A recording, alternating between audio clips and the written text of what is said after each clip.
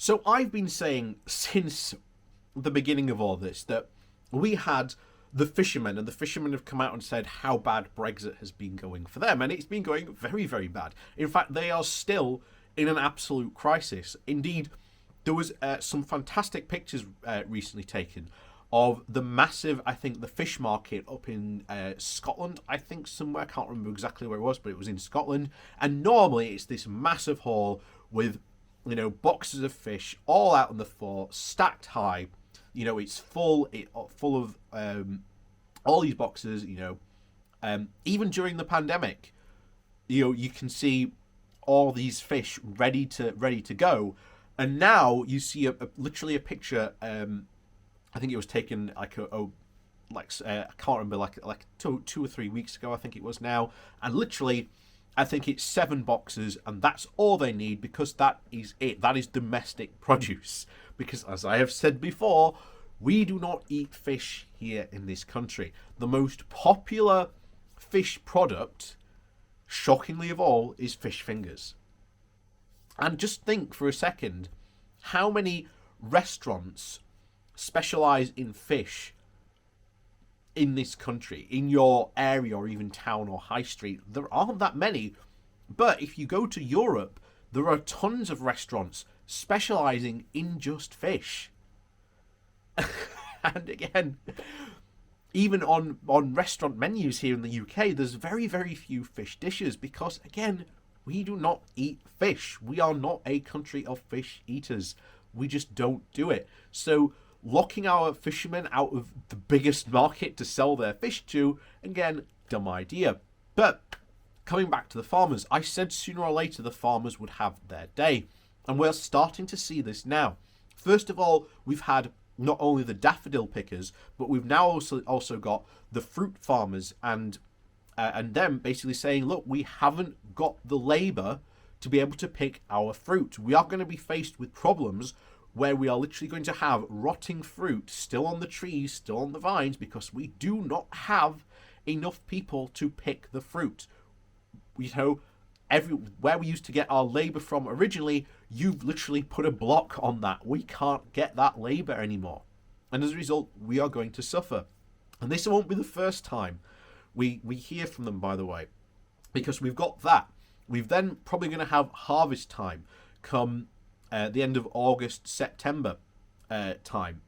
Then we're going to actually have farmers complaining about actually selling their produce into the EU. That is going to cause, again, another series of problems. So this is but the first lot of articles we are going to see about this subject.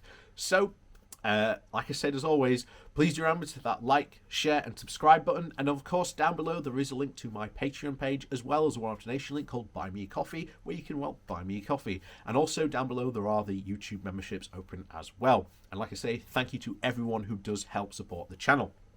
So, on to today's article, and this comes from the London Economic with the title, Brexit, Farmers on the Brink as they face massive hole in numbers of fruit pickers. So Brexit has caused a massive hole in the number of people coming to the UK to pick fruit in the summer months, putting growers on the brink, it is now claimed. Numbers of seasonal workers applying to work at one Kent-based company are down 90%. 90% in the last 2 years. And there are fears for the future. Stephen Taylor, the managing director of Winterwood Farms Limited, said that the labour market has got tighter and tighter over the last couple of years. I wonder why. He said that the impact of Brexit on the flow of workers to UK farms is only getting worse.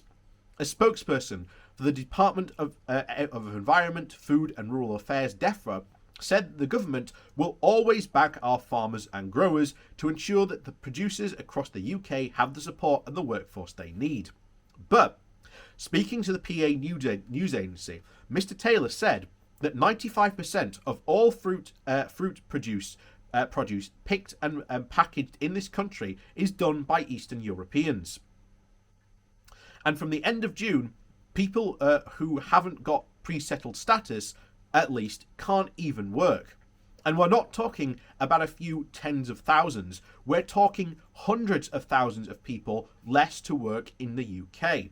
That is a massive hole. 2 years ago, Mr. Taylor's company received about 20 applications a day. 20 applications a day from people wanting to come to the UK to pick fruit. But this year, it has only received 2 a day so far. We are right on the brink now, he said. Winter Farms Food Limited runs more than 2,000 hectares of farmlands across the UK, France, Poland and South Africa. Packaging and marketing fruits and retailers to retailers and supermarkets. They're one of the largest growers of blueberries in both Europe and Africa. And at their premises in Maidstone in Kent, Mr. Taylor says they are getting ready for the summer season.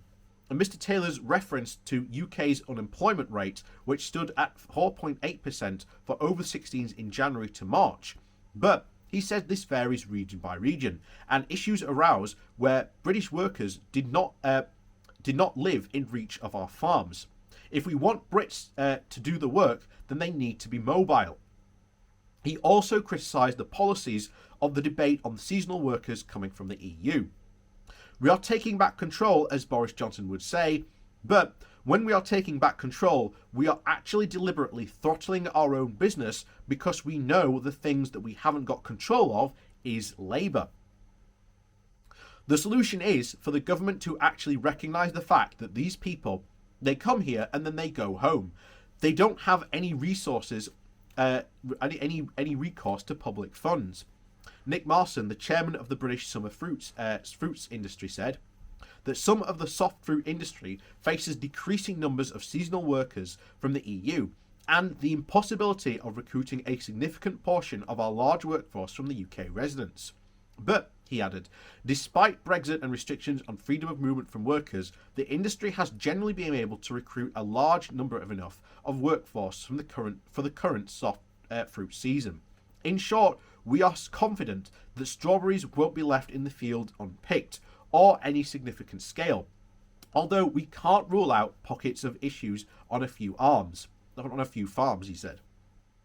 He welcomed the government's decision to expand the seasonal agricultural work visa scheme, which allows people to come to the UK for up to 6 months to do the farm work, from 10,000 to over 30,000. A DEFRA spokesperson said that seasonal workers provide vital labour to ensure that local produce gets to our supermarket shelves, and we will always back our farmers and growers to ensure, we've heard that before. And they also cited the government's review into automation, and they say that will, quote, pave the way for the pioneering and efficient future of fruit and vegetable growers. So essentially trying to automate fruit and vegetable picking. This has actually been somewhat discussion before, and I've read an interesting article about this. You can't actually have full-on automation because there's no way that a machine can actually be as nimble enough to pick the fruits without crushing them, essentially, or be able to get them nimble enough than a human hand can.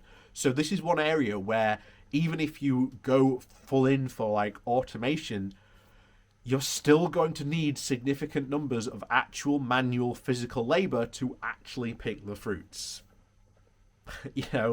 Like I say, automation, obviously, it is a good thing, but obviously there are significant downsides, obviously, to the labor side. But again, it depends what industry and where it is and how it's implemented and yada, yada, yada. But again, that's the conversation for another time. But yeah, things are not looking good on this front. And I fully expect us to see stories soon about farmers with hundreds of thousands of pounds worth of crops essentially left rotting on the vine. And like I say, this is but the build-up to the summer fruit picking season. And as we said before, Brexit is not going well. Despite the claims of the government, it is not going well. So, as always, thank you very much for watching. Please do remember to hit that like, share, and subscribe button on your way out. And of course, down below there are links to my Patreon page and a one-off donation link called Buy Me a Coffee, where you can buy me a coffee. And also, YouTube memberships are now open as well. So, thank you to all those people who do help support the channel. And as always, thank you very much for watching, and we'll see you all next time.